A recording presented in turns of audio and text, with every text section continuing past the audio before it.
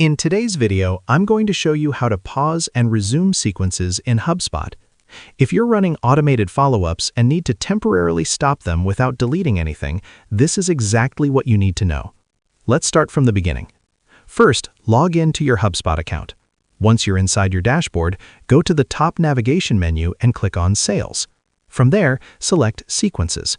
This is where all your automated email and task sequences are managed. Sequences are designed to send follow-up emails and create tasks automatically. They're great for nurturing leads and keeping outreach consistent. But sometimes you may need to pause them. Maybe you're updating messaging, going out of office, or adjusting your strategy. On the Sequences page, find the specific sequence you want to manage and click on it. Before making any changes, take a quick moment to confirm you're in the correct sequence. Double-check the name and details so you don't accidentally pause the wrong one. Once you're inside the sequence, look for the Actions menu. Click on it, and you'll see the option to pause. Select that option. When you pause a sequence, HubSpot immediately stops any remaining automated steps.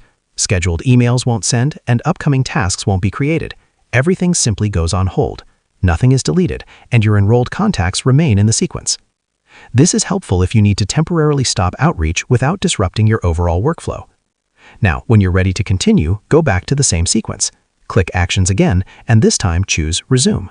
The sequence will pick up from where it left off. Contacts will continue through the remaining steps according to the original timing and delays you set. A quick tip: if you're working with a team, let everyone know when a sequence is paused or resumed.